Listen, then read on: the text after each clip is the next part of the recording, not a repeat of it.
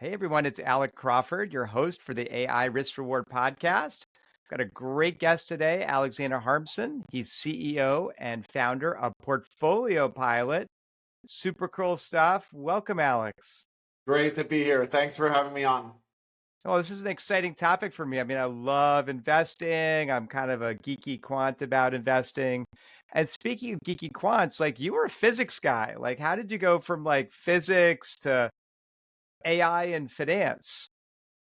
Uh, I think it's even crazier than that. I got my pilot license. I was pretty set on being an astronaut at some point. I worked at NASA on, the Mars helicopter, the little drone that landed on the Martian surface a couple years ago. I ran an autonomous vehicle company, built that from the ground up, the original computer vision models and AI and simulation systems, and then ran that as the CEO for 7 years, scaled that up globally. And now it's consumer FinTech and this AI financial advisor that we have tens of thousands of people using that now. Uh, that doesn't answer your question at all. I realize that. But I like to think, at least the story I tell myself is, I did engineering, physics, and economics for my degree, and my formal schooling, education. And I think at the end of the day, what it really comes down to is that I just really like modeling complex systems. And so you can think about physics, or you can think about autonomous vehicles, or the global economy, or I've advised a couple of companies, including this like pharma company around drug development and thinking about biological modeling. In my head, it's all sort of the same thing. Complex, nonlinear systems. How do you think about mixing sort of more mechanistic models together with AI, machine learning, deep learning, whatever you call these systems, in the day, and complex bounding functions. How do you make sure they don't do something crazy? Especially if we're talking about regulated environments, then you want to make sure that it's explainable and not just one big black box. And then ultimately, it's about turning that into some real commercial application.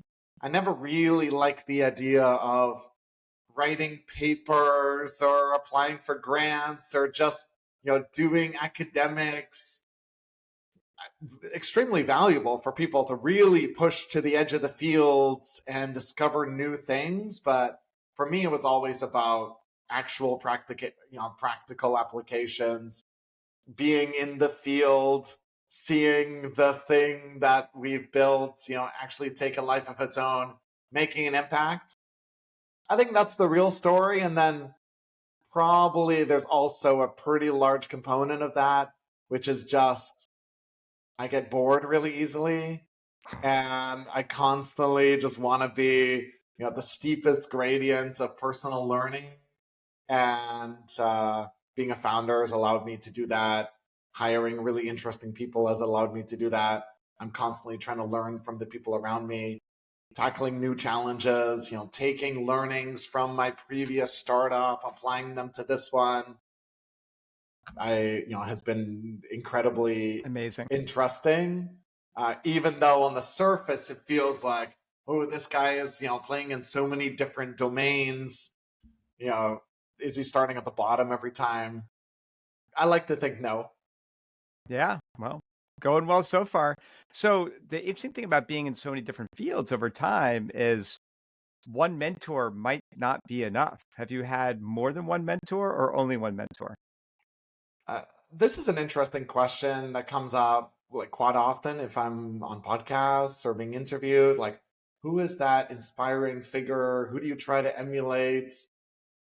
And I think you're absolutely right. There's not one. I if I think about mentors that I've had along the way, people I've learned from, I think it's usually someone I spend a lot of time with over the course of a couple of years. And then uh, there was someone in my undergrad who was an incredible mentor to me, this astrophysicist, and like just absolute genius, you know, preeminent, top of his field, discovering new planets, using, I forget what he called it. I think it was like radio seismology, something like this. Like basically, you can look at a star, and based on how much the star wiggles and moves around, you can estimate that there's like certain bodies around it that are basically causing it to wobble. And so based on how much this gravitational pull is, you can estimate the size of planets and, find out whether they're in the Goldilocks zone or not, whether there's potential habitable exoplanets, out there somewhere, potential alien life. But I think at the end of the day, what I really learned from him was how to truly just be myself. And it was a lot about branding and truly just like casting off and doing something unique. I mean, this guy was like a sort of crazy rocket scientist, astrophysicist to the extreme. And everyone loved him for it. And it allowed him to truly be himself. So I don't know, there's so many lessons learned sort of along the way, right? Certain investors that have invested, I've learned a tremendous amount from them. They've sort of opened up different worlds in Silicon Valley. I feel like, an incredibly important mentor, sort of early days for Iris Automation, my previous company, was our head of R&D. Like he got a, computer vision PhD, was, truly years ahead of where I was in my own, computer vision studies. And I just had him mentor and teach me and just listen to the things he was doing, in the course of our natural work. And, it was very easy to trust him with a lot of the projects. And, that became a big foundation of like my own AI expertise and ability to code. And so Yeah. it Look, a has been couple of sort of couple of fascinating super important keeping things up there. with One that. is if you can hire people smarter or have more expertise than you, like that's going to be a win. Like don't let A players hire B players, right? Because this is not going to work out well. And also Exactly. the whole lifelong learning type thing. I do have a completely separate question for you. I noticed on LinkedIn this thing called Flight Club, Yeah. where you're Mhm. basically matching pilots with planes and passengers and things like that. Is that still working? Is it still operating? Still working, still operating. Wow. Uh, they were like mostly in Canada up until about a year ago, and they've Huh. recently like expanded to the US in a Okay. really big way. And Wow. basically, you could think about it like the Airbnb of aircraft sharing. You know, Okay. there's something, as far as I remember, there's something like 500,000 private pilots in the US Okay. and about 150,000 aircraft in the US. And relatively few people fly. Most there's a term in this industry called a hangar queen. It basically refers to an aircraft that basically just sits in the hangar, all year round. And the owner maybe goes and flies it, once a year. The part of the problem is it's very expensive, right? It's kind of like owning a boat, but another level. You have to replace the engine.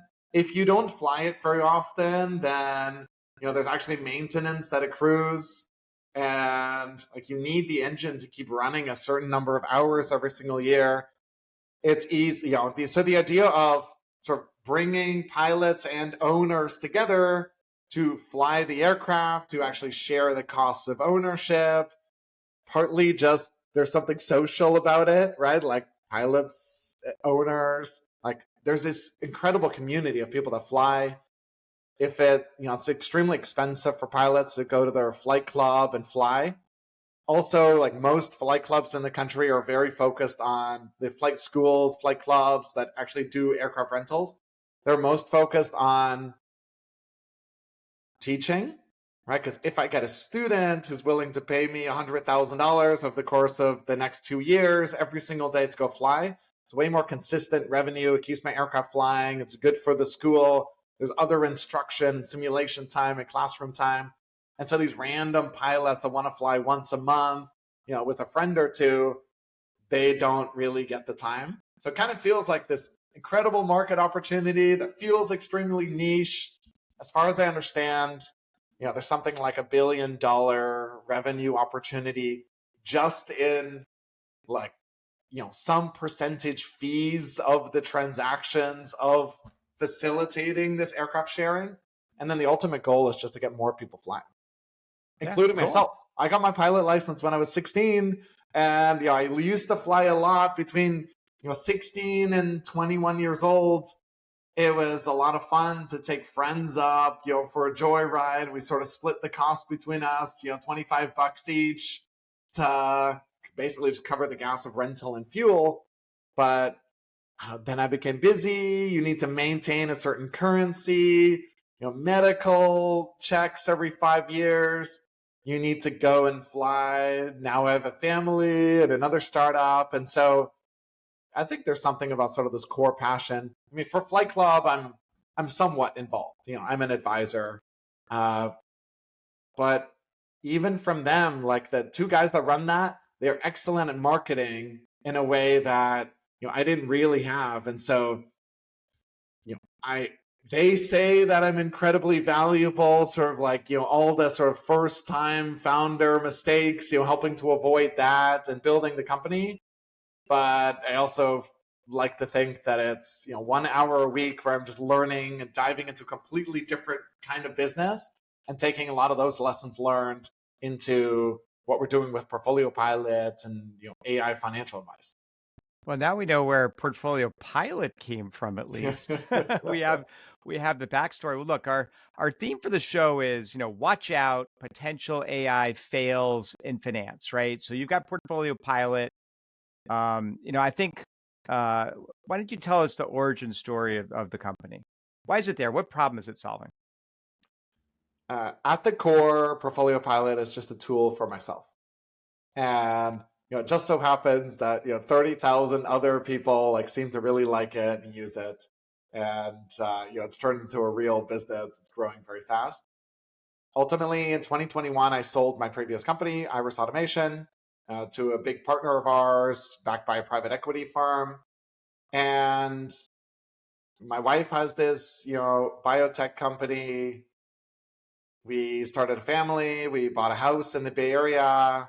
It was sort of the height of COVID. I was trying to figure out what to do next. I hadn't coded in a little while. As CEO, I was spending a lot of time in DC with regulators and sales and enterprise deals. And so it was fun to just take my coding gloves out for the first time in a little while, do some modeling, software development, prototyping different ideas, talking to new users. I stepped completely out of this autonomous vehicle world and just explored different domains. And you're so laser focused on something for 7 years that it feels like that's where all the opportunities are. And then as soon as you widen the aperture a little bit, it's obvious that there's many different opportunities and problems to be solved. The world is by no means perfect, and I absolutely would not have guessed that I would be running this consumer fintech company a couple of years later. I sort of through this time, completely unrelated to the new startup ideas I was thinking about, I was talking to financial advisors and wealth managers and private bankers. It was the first time that we had any sort of real liquidity. And so the idea was, let's get an expert involved here to help manage the money and think about investing. And I had a Robinhood account and I had some crypto, and I was in a couple WhatsApp group with friends, talking about investing, but by no means was I a serious investor, knew a lot about the markets. I have this economics degree, so at least there's sort of the macro piece, and I'm like to think I'm smart enough that I can put the different pieces together. But the thinking was that these financial experts should help me with optimization and thinking about a personalized strategy, and what about tax optimization, and what about trusts and 401ks and 529s and IRAs and Roth accounts. And there's a whole world to navigate. And so it was actually really disappointing to find out that these, quote unquote financial experts were mostly just salespeople trying to get me to invest in their fund. When I say disappointing, I really mean like I was surprised that this is the way the industry worked. And at first I thought I was just being introduced to the wrong people.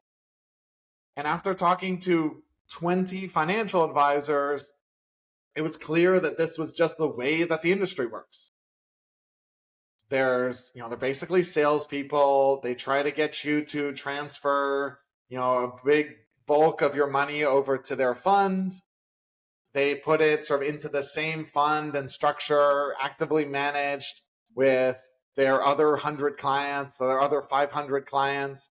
They charge 1%, 1.5%, irregardless of performance. There's this sort of inherent conflict of interest that exists.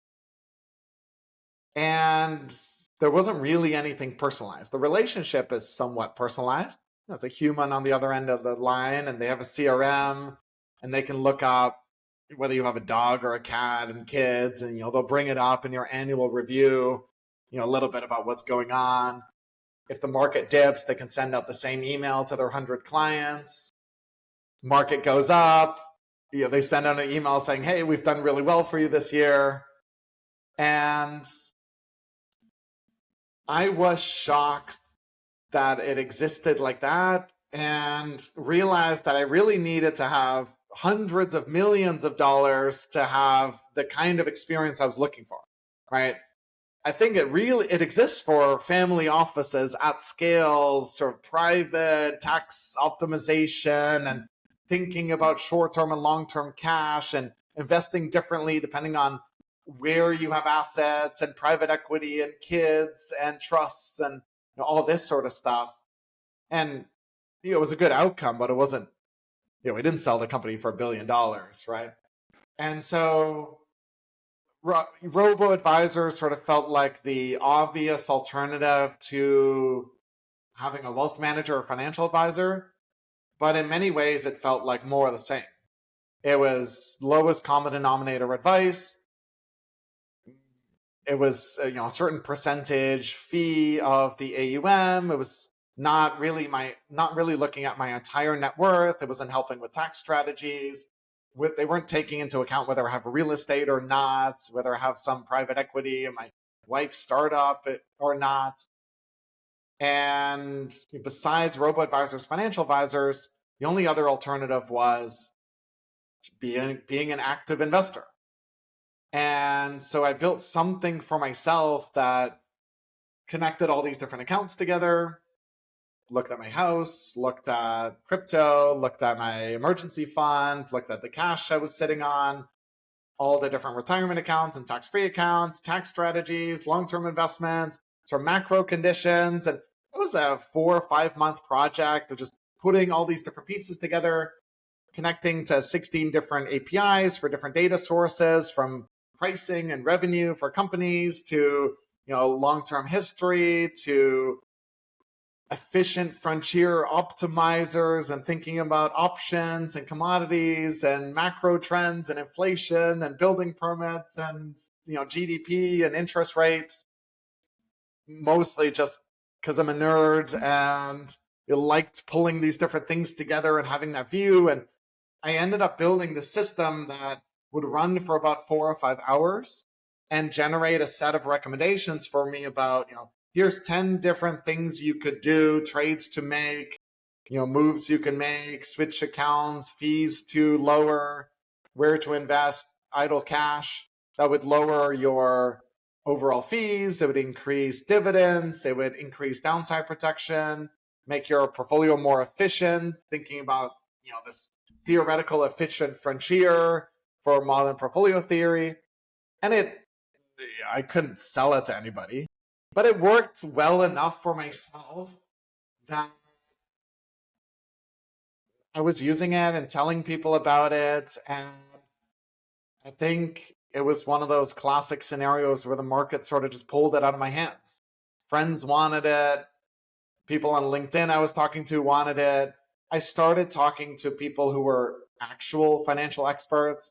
I ended up in this like ex Bridgewater alumni group, and I must have spoken to 40, 50 like ex Bridgewater folks.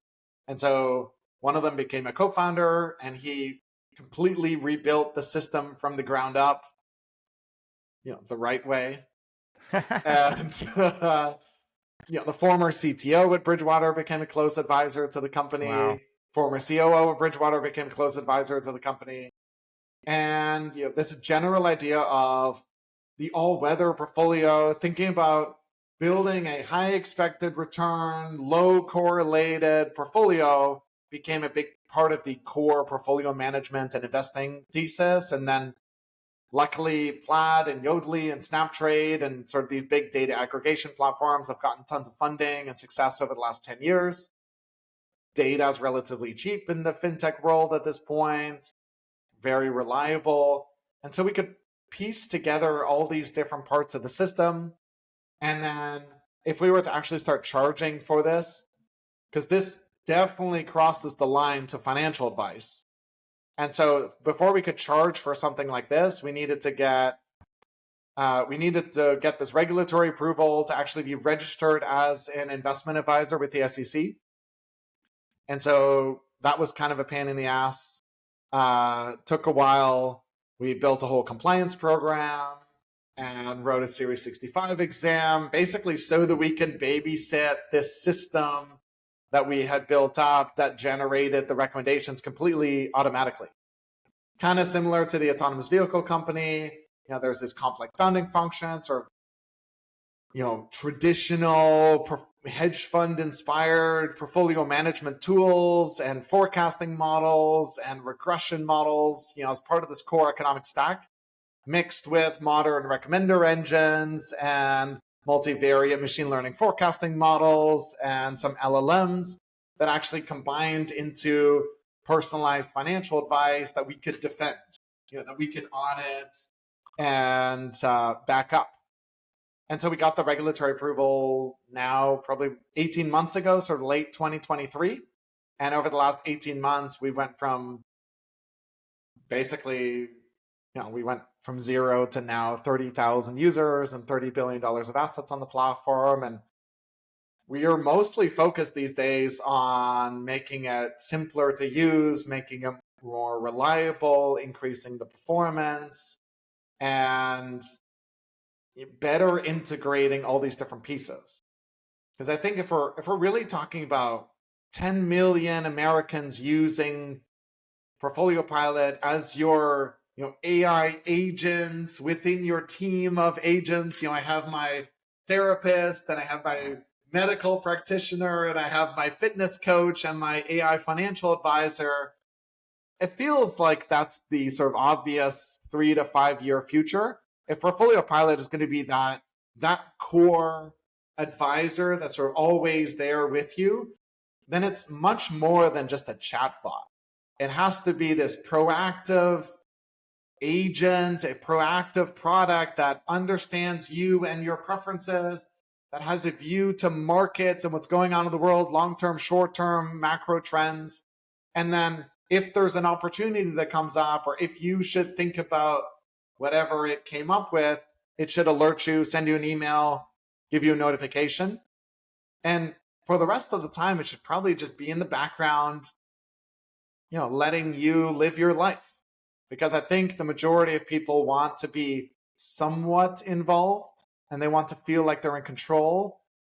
They don't want to have to actively be managing something or come up with the questions to ask the AI. A lot of people don't know the right question to ask, right? Which is why that proactive agentic piece of the product actually is so important. And it sort of feels like in the last 6 to 12 months, that final piece clicked for us and completed the puzzle. So awesome. And what kind of potential AI fails have you seen or do you need to watch out for with AI? And I'm not just talking about your software, it could be just more broadly in finance. Yeah, I think there's so many different applications of AI across the system, right? And so it's very much not just that ChatGPT wrapper. I actually don't even know if OpenAI or Anthropic would allow us to do that, because if they were to do that, they would probably have to become registered investment advisors themselves, which I'm sure they really want to avoid, right? And so the advice itself needs to come from like this core model that we've built. Uh, I think I think there's a lot of different things. One part of the system looks for anomalies. And we look for anomalies for two different reasons, right? We have lots of something like 70,000 different time series of different securities and macro trends, and we are looking for anomalies. Something broke the trend, something went really high, really low, and we do it for two reasons, maybe three reasons, three core reasons, right? One thing, there's a data issue that we shouldn't give advice on this thing that just jumped up because we forgot, because the system didn't account for a stock split, for example, right? This is one reason why we end up with a massive spike where the stock suddenly suddenly increases exactly 200%. And so sometimes it's worth just filtering out the data, catching that really early on. I've seen many, many different AI systems react violently to these discontinuous jumps that are simply just a stock split or missing data, right? Depending on how you pull in your data, sometimes your stock stream, the historical performance, just drops to zero on a day. Why did that happen? There's just a null in the data stream. It was a public holiday, like markets weren't open, and you changed the frequency of your list, from daily to business daily, but you didn't account for the market close holidays. And there's known holidays, and sometimes markets close, or the stock stops trading if it gets really volatile. And so you need to think about anomalies that are purely just data issues. Sometimes you have anomalies that are truly just breakouts, but it's a single day event or something happening short term that you don't want to accidentally influence sort of a larger macro trend. And then sometimes it's the start of something big. Right? There was a lot of anomalous activity with deaths and infections in the first couple weeks of COVID that no one really paid attention to because some small thing that's happening in Japan, China, we don't actually need to pay attention to that. There's no way it's going to become big enough to affect the United States or Europe. And so I think with AI in particular, I think humans are quite good at that actually, in contextualizing these anomalies. And so I think if you want to build a robust system, if you want to avoid some of these AI fails that you're talking about, it's the anomalies and contextualizing things properly. That's a huge part of what we've tried to work on. It's not perfect, it'll never be perfect, but just having that anomaly detection system and calling out those anomalies, we found it to be really interesting. We actually, one page inside Portfolio Pilot, we just call anomalies and we just surface it for people. It's buried a little bit, right? Like most people aren't going to care about that, but for some people, it's really interesting. That's where the opportunities are. What is breaking out? A year or two ago, lumber prices were spiking, and it was on top of our anomalies page, and it was cool to see that because a day later, a week later, everyone was talking about spiking lumber prices and how this was going to change real estate and blah blah blah. And so this is one idea. I think the other like really interesting thing about AI in particular that I think most people aren't talking about is the level of personalization that you can get with AI. I think it's very common for people to talk about the power of AI being able to process very large data sets, or the power of AI being super intelligent, and ASI, and this is really going to get us to nanobots or extra discoveries or curing cancer.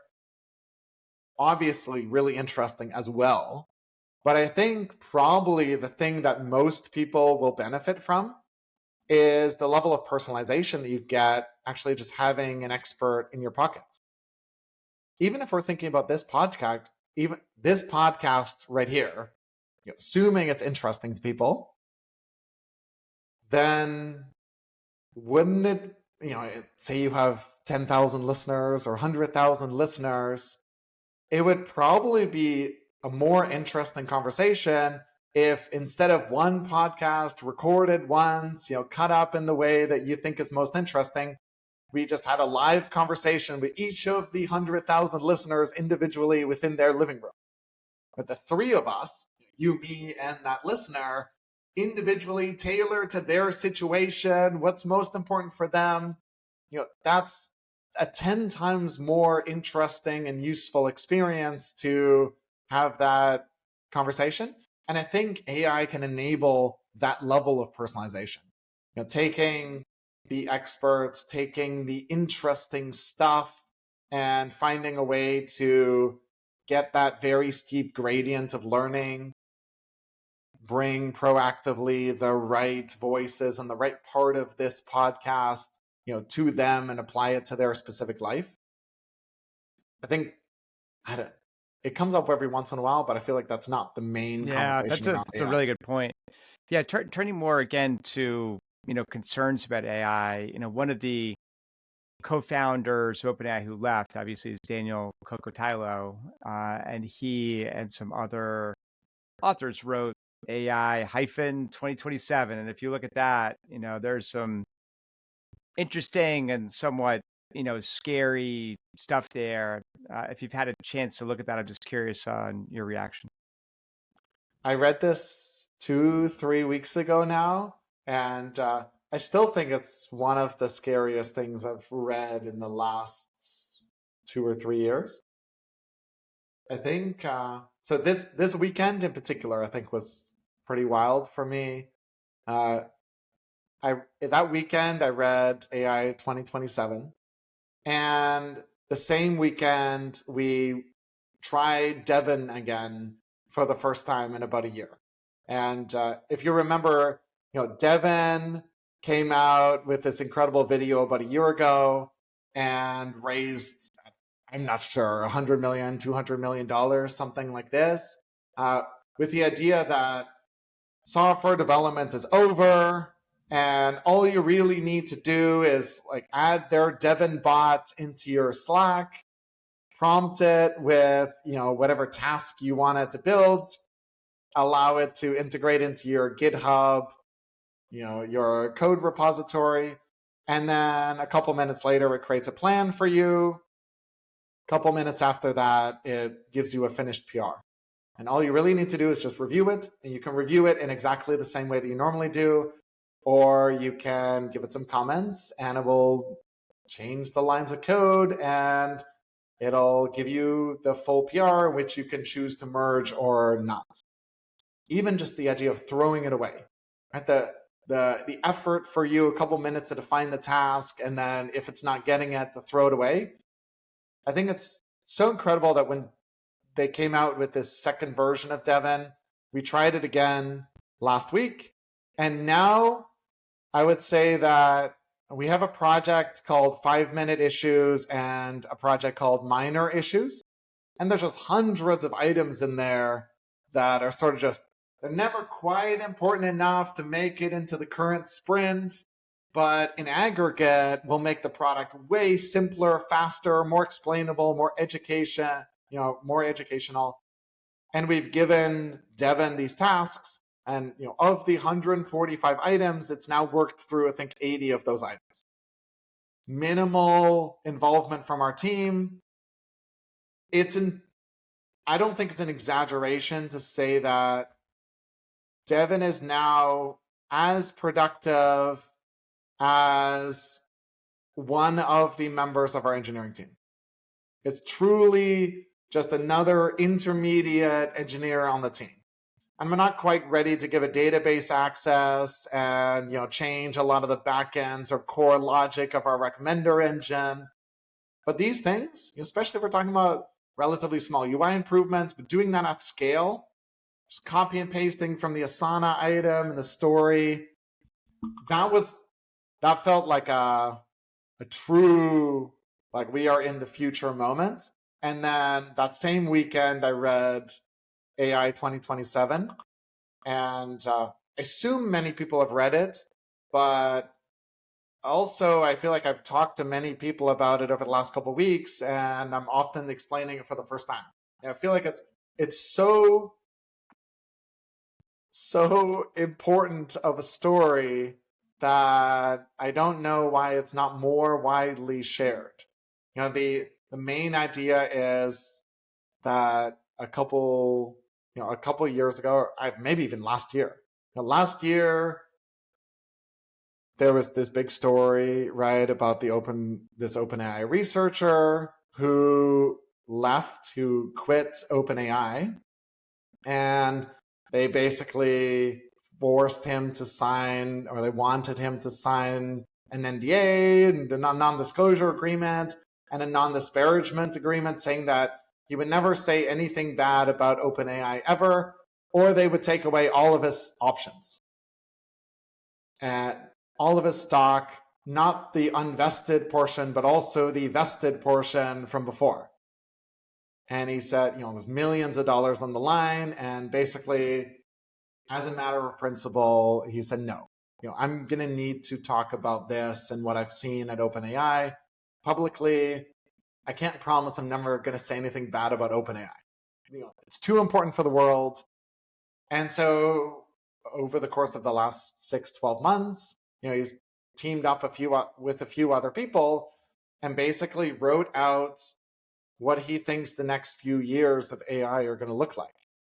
Not theoretically some, Asimov future. I feel like that comes out it's very often that we see, fast forward to Black Mirror world, things aren't quite what they're supposed to be, or fast forward to, a Her type world where the AI is already this advanced. They said that what they really wanted to do was connect the dots. That it's really difficult for people to imagine, how do we get from here with ChatGPT as sort of this fun, co-pilot assistant, to fully autonomous agents, to, potential AI takeover scenario. And so month by month, they detailed, and I think it took an hour and a half to read, and I encourage everybody to read it. Basically, month by month, over the course of the next 3-4 years, they outlined, what happens for individual labs, decisions that get made behind the scenes, what they are prioritizing or deprioritizing, how the safety conversations might go.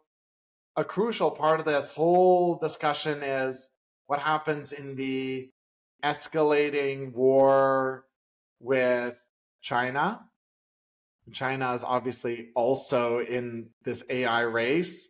And, what typically happens in some sort of arms race like this, space race, arms race, nuclear race, is that, a lot of the people that say, well, maybe we should slow down, maybe things are getting out of control, let's focus a little bit more on safety. This was sort of a concerning output from the model. Let's take a beat here. It's very common that those voices get shut down in the name of progress. We have a 3-month lead on China at the moment. If we spend a month just looking at these potentially problematic output, it may be the case that we are now only 2 months ahead or 1 month ahead, or there's a fervor, like even just a 3-month difference means that we are in a neck to neck race. And I don't think it's very difficult to imagine that, the trends over the last couple of years continue to the point where we have fully autonomous coding agents now, April 2025. Next year, we're going to allow them to basically access the entire code base. They're going to get better and better. They're not just going to replace one person, but they're going to replace, or they're going to add an additional 10 people to our team, an additional 100 people to our team. At a certain point, they are good enough that you can spin up 100? Or what's the difference between 100 and 100,000? At this point, we have an entire marketing machine. All of our product development and design happens with magic patterns and V0. This is Vercel's new sort of LLM based design tool that writes code and puts together the wireframes. We are doing, like, right now, our 10-person team is operating at about the same level of output as our 25-person team with my previous company, with Iris Automation. And I mean, I like to think I'm better at managing, and I've hired some pretty smart people, but the main difference here is the integration of AI across the entire stack. And I've given every single person on the team a budget to just try out new AI tools. Every single week we share something new. I would be surprised if a week goes by these days where the overall output of the team doesn't increase by at least 5%, every Friday morning at this session we have. Wow, that's amazing. So, as we get towards the end of our show, we get to the lightning round where I mention some things, and you tell me if you think they're underrated or overrated. So we're going to kick it off with a guided tour of Alcatraz, underrated or overrated? I think underrated. I feel like I did a guided tour of Alcatraz 7 years ago, 8 years ago when I first came to the Bay Area. And I think there's something about being on this little island, hearing the sounds of the city, actually imagining being a prisoner stuck here. Right? And Alcatraz was really like the supermax prison, right? It was where all the criminals that couldn't fit into the regular criminal system fit in. You kind of imagine going crazy yourself. In this guided tour, you hear, sounds of the prisoners and little conversations, and some of it is built up, and some of it sort of feels like it's in ruins, and you can hear the wardens talking to each other. Underrated. Yeah, underrated. The James Webb Space Telescope, underrated or overrated?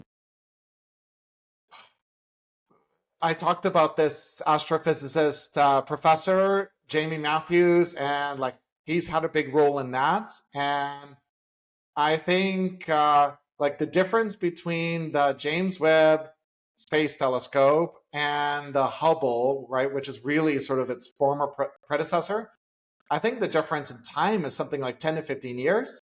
And the size difference is huge, and the ability to be able to build finer mirrors, better imaging. We've been able to look deeper into space, explore more of this cosmic world, find more exoplanets, study black holes. Astrophysicists, aren't getting enough time on that telescope. It is booked solid. And there are committees just evaluating thousands of proposals every single year to allocate, an hour of time or a week of time pointing out some region of deep space to be able to figure out exactly what's going on there. Underrated as well.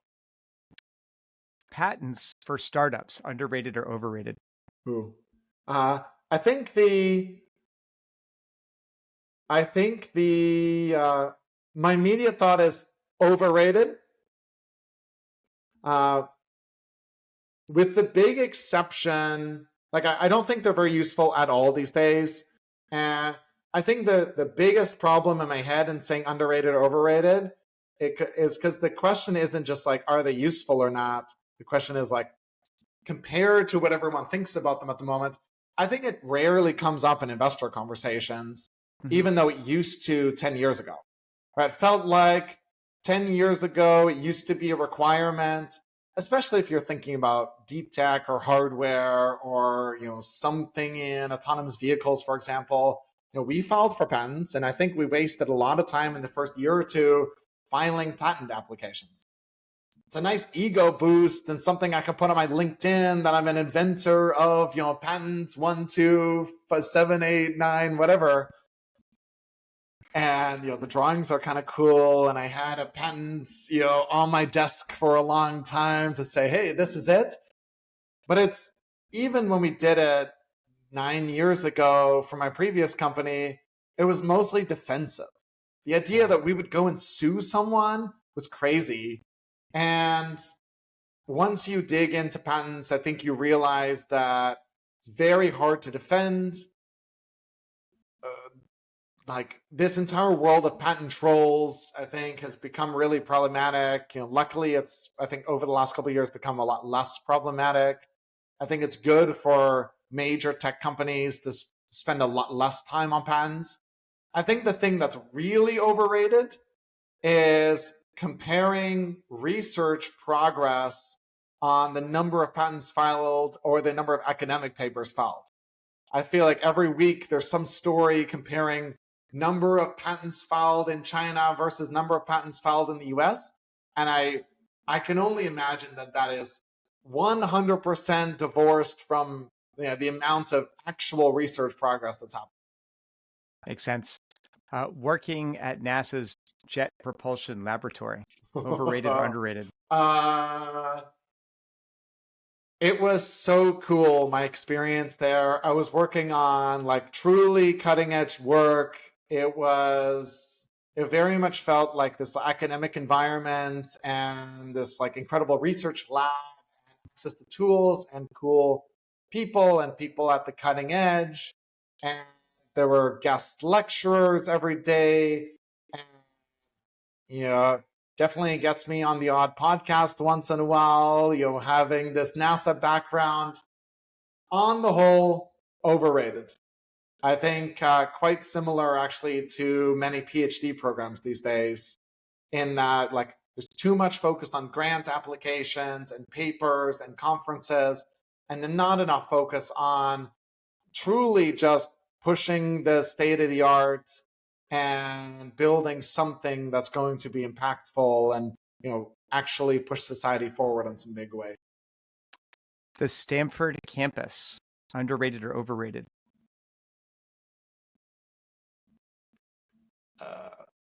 It's really beautiful. I feel like there's many different ways I can take this. It's really beautiful. It's absolutely massive. It's clear that there is just money in the air. I think that there are a lot of like natural spaces on the campus for people to just build stuff together. It's obviously it's in California, so the weather is beautiful year round. It definitely feels like something incredible. My guess it's very similar to my take on like academics in general. I think it's been a really good thing that Stanford has over the last 20, 30 years had this massive focus on startups and real commercial viability, and they host lots and lots and lots of hackathons, and there's just stuff being built all the time. And so it sort of feels like the campus is a launching pad for ambitious, motivated, high agency people, which I think all universities should be like. And last but not least, the movie A Beautiful Mind, underrated or overrated? Underrated. It's definitely one of my top favorite movies, top 5 favorite movies of all time. I watch it every couple years, I think, and I think it is. I mean, just in general, thinking about game theory, it's so fundamental to everything that happens in the world, at a micro level, at a macro level. And I think there's also something incredibly scary about that movie, that the mind can turn against you. And I think there's some deep fear there around, I think I could lose limbs at this point, and we're close enough to fully bionic limbs that, we could replace those. But my brain feels like it's one of a kind, and if that starts to go, or it starts lying to me about what's actually happening in the world around me, oh god, that's scary. And I think it's useful to have that reminder every once in a while. And yeah, maybe it's time to watch it again. Yeah. Well, Underrated. look, this has been an amazing episode, Alex. Thank you so much for coming on the show. This has been Alex Harmsen, CEO of Portfolio Pilot. So super exciting to have you on the show, Alex. I love the conversation. Tons of twists and turns. Thank you so much for having me on. My pleasure.